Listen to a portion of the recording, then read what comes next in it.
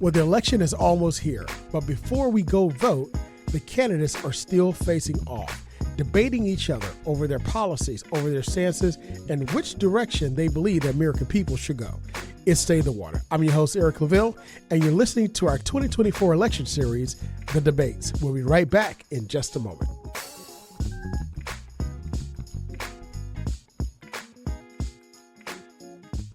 It's Stay the Water. I'm your host, Eric LaVille.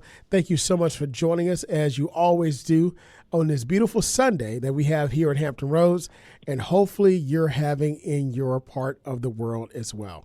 As you join us as we broadcast from the campus of the Norfolk State University, home of the Spartan Nation, for none other than WNSB Hot 91, the soul of VA. Now, joining us to talk about these very important topics for our 2024 election series is none other than my very good friend, author, and award-winning journalist, Dr. Will LaVies. Will, how you feel this morning? Hey, I'm doing great. Always a pleasure. My friend and brother from another mother. Absolutely. Look, it's always good to hear your voice. Listen, I know you're busy. You've been traveling quite a bit. Yeah.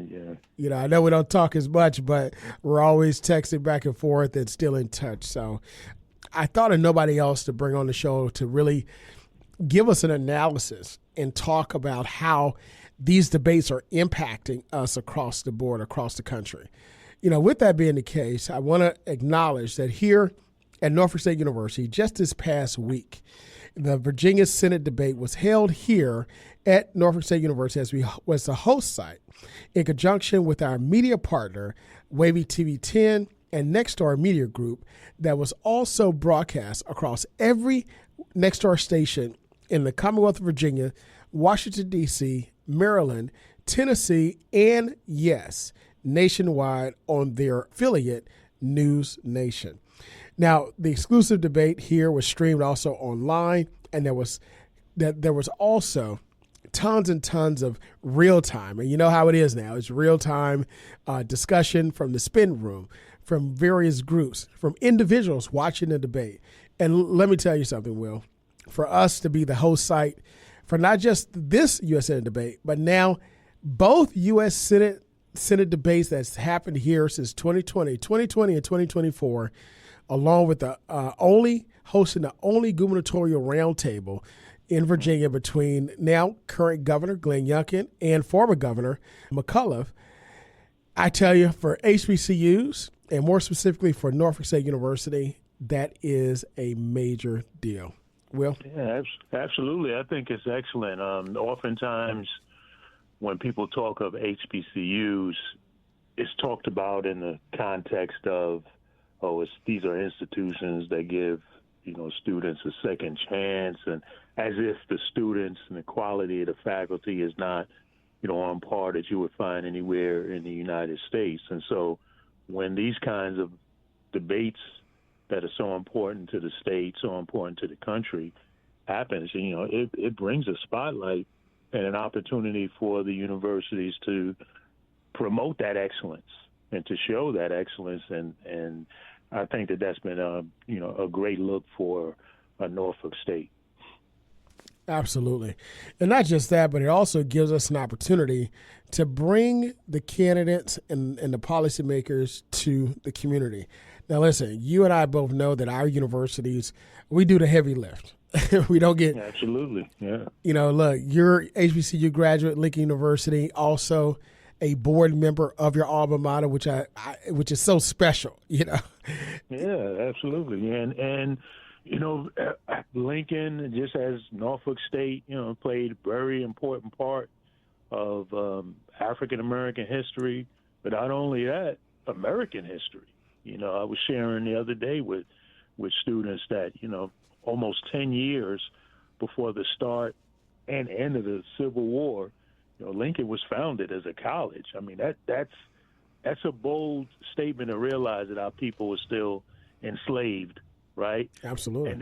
And that the black community there, the free black community of Hensonville, and white abolitionists, got together and said, we believe that black people can be intellectually developed, that their lot in life is not just to be enslaved, So, that was 10 years, again, nearly 10 years before the start of the Civil War, and certainly 10 years before the end of it. So these institutions have all great, strong histories.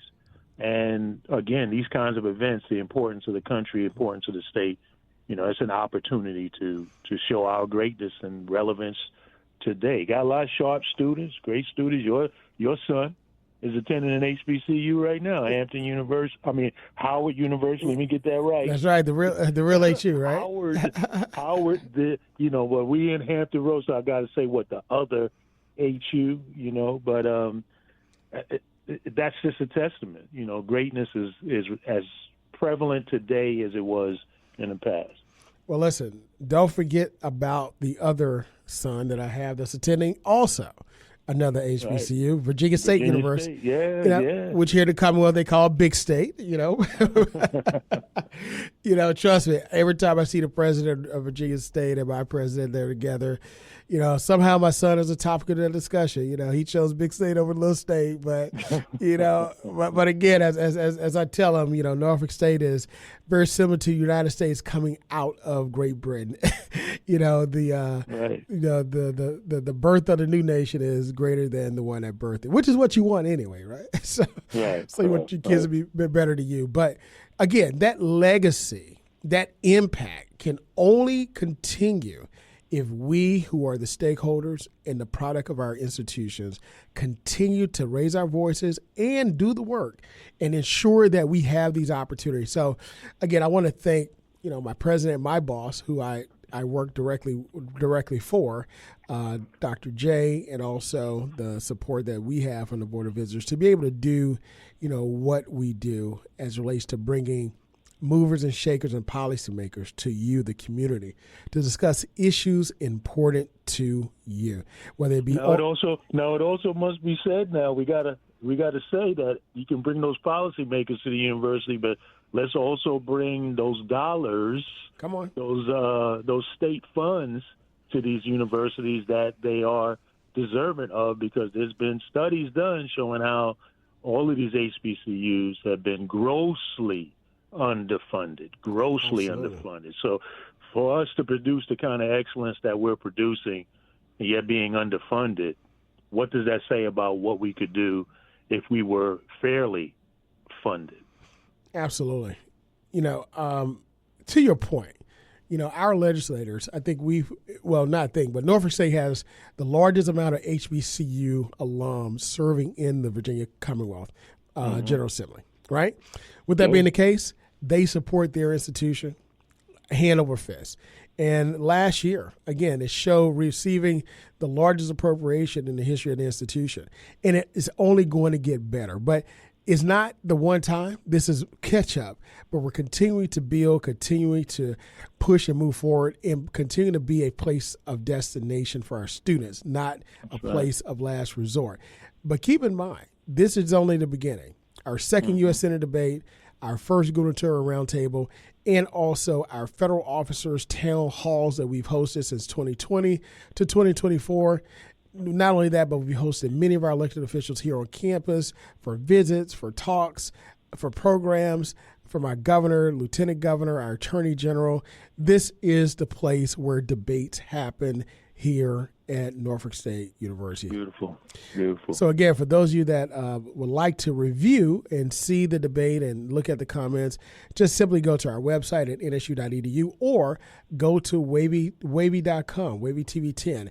They have the post debate there. They did a phenomenal job. This is my third time working with them, with Carol Ward, Vice President and General Manager of Wavy, and also Chris Berg, who is the guy, for Next Star. He handles all the debates and News Nation, their group.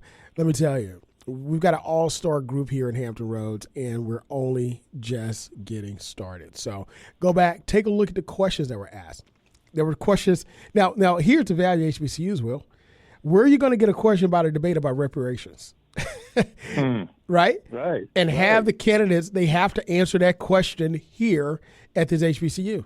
So the question about reparations, should descendants of slavery receive reparations? That was the question. And they had to answer it. Also about HBCU funding.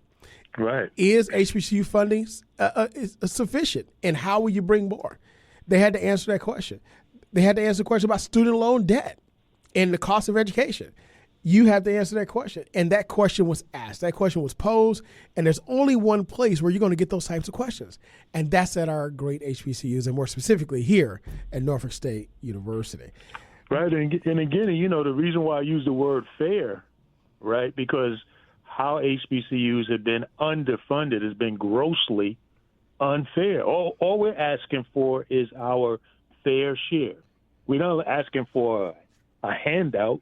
We're not asking for something that's not due to us. We're not asking for something that other state institutions or state-related institutions, like Lincoln is a state-related institution in Pennsylvania, as well as Penn State, as well as Temple, as well as Pitt, right? We're not saying give us something that we don't deserve. We're saying give us our fair share and watch what even more greatness that we can do. So the question is, why are we not getting our fair share? Why haven't we gotten our fair share? And so that's a reparations type question. That's absolutely is. So absolutely. And the only way those questions get asked, Will, is if we have a seat at the table. Right. That's if I'm talking to the developers of the questions and they're asking me, can you provide questions? We need these questions asked. Can you provide these questions for us, right? So they're asking us for the questions. That's the only way it happens. So this speaks to having a seat at the table, and the only way we have a seat at a table is we advocate and we perform with excellence, because you got to come back, right? And that's the only way it happens. So again, question about immigration, the economy, the where there is international conflicts, the domestic conflicts, whether certifying the election is something that you will or will not do. These are questions on the record, that you have to do. And I want to also give one more shout out to all of our student ambassadors that were able to work with us here from our fraternities, my fraternity, Kappa Alpha Psi Fraternity Incorporated, the Alphas, the Sigmas that were represented there. Also, all this honors college students. I mean, it was a great, great night for student experiences. My guy, Stan Donaldson, Director of Media Relations here, he handled the media. Our president gave us a charge. He said, Eric, whatever you need, Stan, he's been with me. I thank you so much. And we were able to get the word out, involve our student newspaper in asking questions in the spin room, asking questions of candidates. I mean, what other place is that going to happen? WNSB, Maynard Scales, brought his students, MSWNSB students. They were asking questions. I mean, Will, where does this happen? Student ambassadors being personal assistants to candidates, seeing how it works behind the scenes. It was phenomenal. That's excellent, and I appreciate you definitely giving a shout out to the Black Greek letter organizations. Like, I'm a member of Phi Beta Sigma fraternity, and those organizations were found, all of them at their core, were found to be able to do something positive for the community. And it's unfortunate that nowadays, mainly because of social media, oftentimes what young people only see is these organizations on social media stepping and partying and I just call it synchronized dancing. You know what I mean? But that is it's all part of it. Yeah, but it's such the lowest hanging fruit of what it's all about. Is all of the organizations were founded for something much, much more. And so too often that's all we see. So you're right. That's a part of it, and I surely partook in it when I was a student, very much so.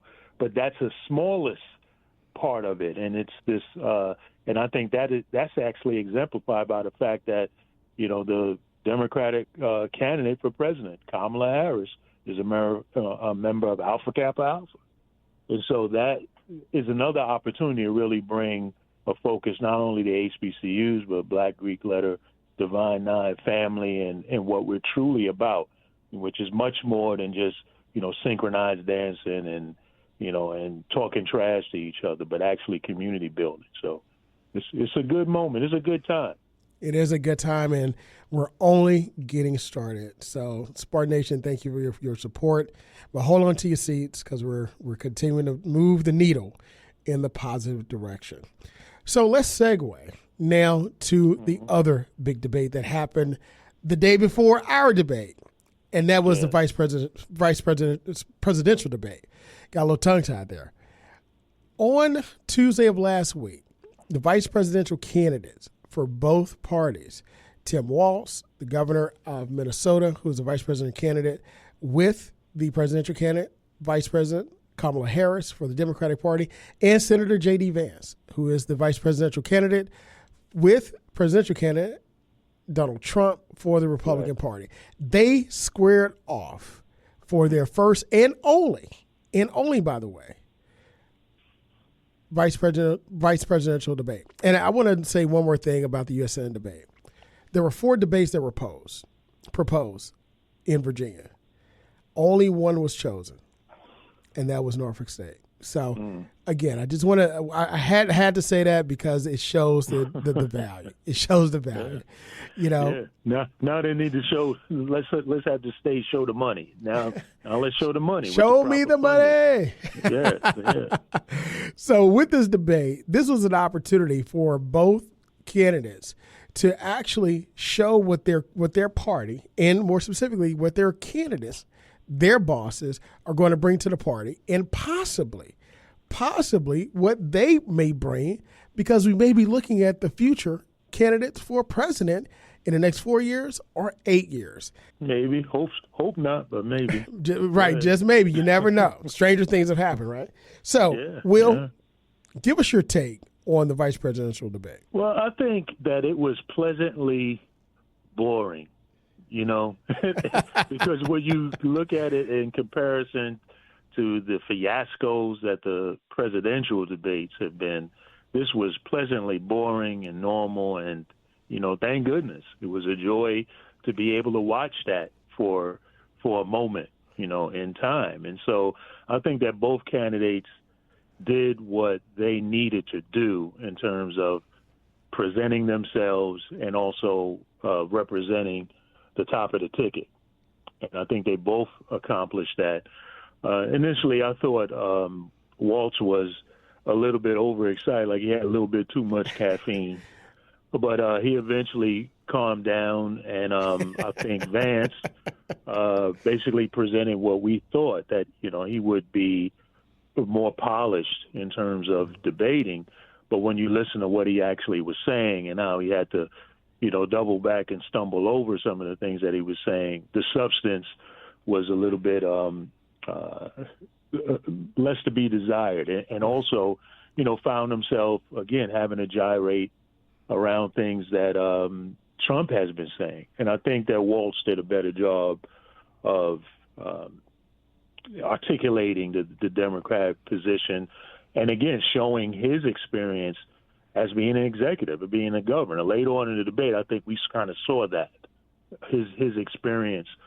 And I think the most telling moment was when they began talking about January 6th, and the fact that Vance still could not bring himself. If you listen carefully, he essentially told America, hey, if it comes down to it, I'm not going to do what Pence did. I'm going to stand with Trump. I'm not going to stand with America. And for me, I think that that's what you're looking for in your vice president. Is the vice president going to stand for the Constitution? Is the vice president going to be strong enough to push back on the president if they go over the line? You want the vice president, yes, to support the president, of course. But when they go over the line, and that's how both parties used to be some years ago, that when somebody went over the line, like Nixon went over the line with Watergate, his own party came to him and said, no, you got to go. You can't do that. Vance essentially said, no, I'm going to stand with Trump. That's a problem. So I don't know how voters are going to react to that, what they're going to think about that, whether they really heard that clearly as I heard it. But that was a big problem. That's a problem. You know, it's interesting you mention that, because I was in the barbershop earlier this week and having a conversation with my barbers, right? So, you know, we got 4 barbers in there. And listen, you know how our barbershops are, right? You know, oh, yeah. You know, it's real talk. You know, you got the TVs on, you got the radio on, we got different generations in there, the whole nine.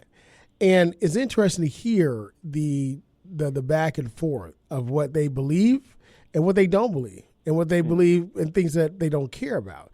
And not only that, but also when we talk about, who to choose, even on television, I was looking at a piece where they were looking at voters, asking, what do you think about the debates and so forth?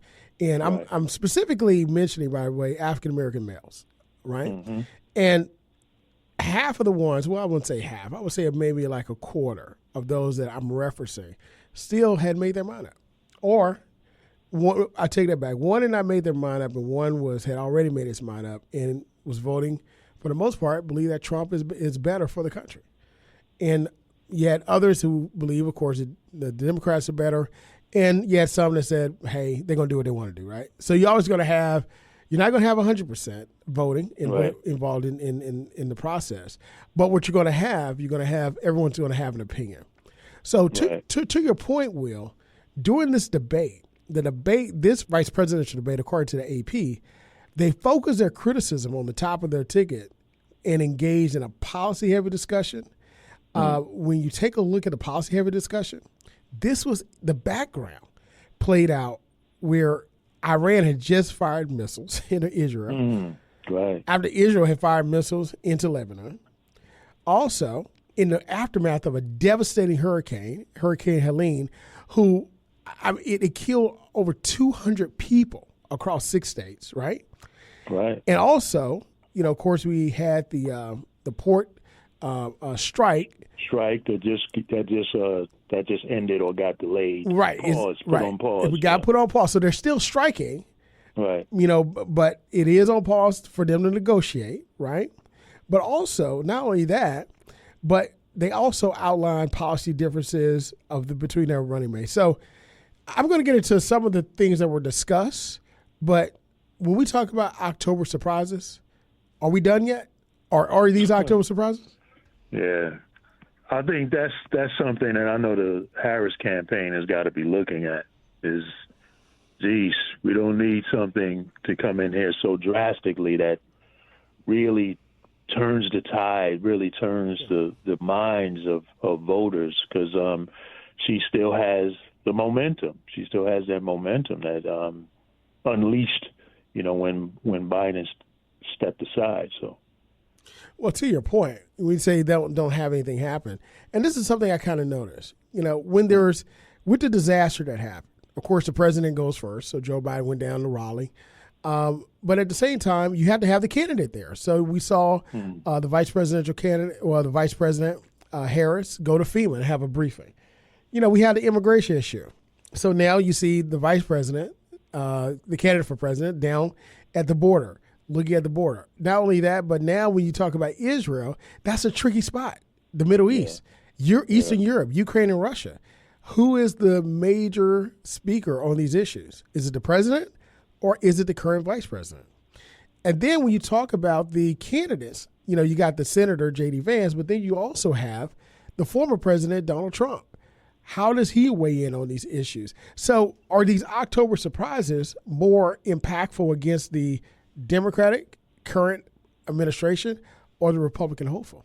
Well, I think it's potentially more impactful on the Democrats. That's why I mentioned them, because as Kamala Harris being the fitting vice president, she still has to be supportive of the administration that is in the White House right now. But it's only in the White House for about 4 months. Yeah, but that's still his role. It's still his call to make. He's the commander in chief. She is not. So Trump has an advantage there where he's able to just talk and say whatever he thinks and say any outlandish thing he wants about what he's going to do and plans to do, whether or not if he's actually back in the seat, whether or not he will be able to do it or will do it. But Kamala, absolutely, if you follow in the chain of command and how our government runs and currently is, she has to play it safe with that and be supportive of the president who is in the White House, who is still calling the shots. So it's a disadvantage for her. But again, so very tricky because there may be a policy that she doesn't agree. Well, the current voters don't agree with, but it has to be done. So what do you do in that instance? I think you become a politician, and you speak carefully, and you speak gingerly, and you speak evasively. You say a lot without really saying much because there is too much at stake. You can't go out on a limb and talk about what the country should do and expose the hand and leverage that may exist. She knows, unlike what we know, that there's a whole lot of conversations, a whole lot of things that are going on behind the scenes. She can't go and get ahead of that. Absolutely. So, at the same time, she's trying to convince the public that she's the right person to be the next person in that seat. So I do see it very much as a disadvantage for her. And Trump, people are used to Trump just being Trump, just saying all kinds of things or what have you. I had a quick question for you. I wonder about the brothers that you were talking with in the barbershop, and oftentimes when I'm hearing people talking about their opinions and why they not or may not vote, I wonder if they've ever voted, quite frankly. People will pull out their voter registration cards and prove that they have been active voters, including voting in, off years, voting in local elections. I mean, we're like in this era where everybody's got an opinion, and they think that it's enough to just have an opinion. And I can just post it out on social media, or I can just express it in a barbershop. But I question a lot of these people who are spouting such opinions, whether they've ever actually voted or voted recently. Well, what's your thought on it? Well, to your point, I know that there may be one that have never voted because they just they say, I don't vote, that type of thing, And then, of course, you have some.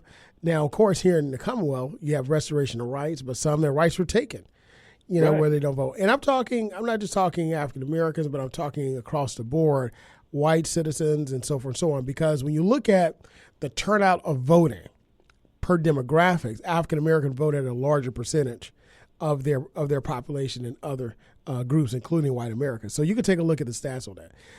But when we mention voting, a lot of people don't vote because some of the things we hear is, "Hey, I really don't understand what this is about." Claville, can you explain this to us? Or I don't know what this candidate stance is. Oh, I'm glad you mentioned that because I didn't know.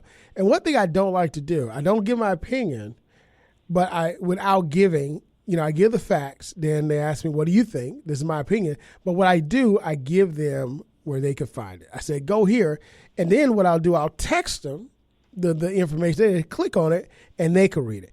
It's not an opinion, but it's a fact. But when you look at, and I feel that, and I'm with you on that, when you look at how voter turnout among eligible voters is rather low in this country, right? And there was a time, like when we're Gen Xers, right? So we still coming out of behind the baby boomers, still have a sense of civic value and the importance of voting. And for us to turn 18 and to be able to vote was a big deal. That was like, I'm mature. I'm doing grown-up stuff. Yep. I wonder in some of the more newer generations, again, have you ever voted? Have you ever really taken voting seriously? And maybe now it's become fashionable to talk about, well, I don't vote. Well, I don't believe it matters. Maybe some of these people are just not mature enough civically that they've ever voted. And so this is now an opportunity to just say, well, I don't vote. It's fashionable to say that. Do we really think that some of the rappers, for example, that have such opinions on things ever voted? Ever voted for a mayor somewhere? Or a city councilman? I think a lot of people that talk about, have these opinions and talk about they don't vote, it's not really about that. It's about they've never had the maturity level to really vote. That's just my take. I don't have a study to support that, but maybe that's something you, as the political master, you might want to investigate. How many of these people who talking all this trash about not voting ever had a voter registration card? Yeah. So to your point, when you take a look at voting in 2020, 68% of registered voters or voters eligible to vote voted in the presidential election in 2020.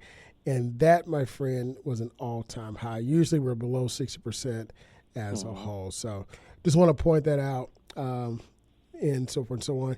And also, according to Brennan Center, more Black Americans voted in 2020 than any presidential election since, you guessed it, 2012.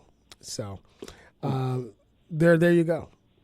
So when you talk about voting, your voice matters, and that is very, very important. So make sure you go out, exercise your right to vote. Make sure you go out and ensure that your voice is heard.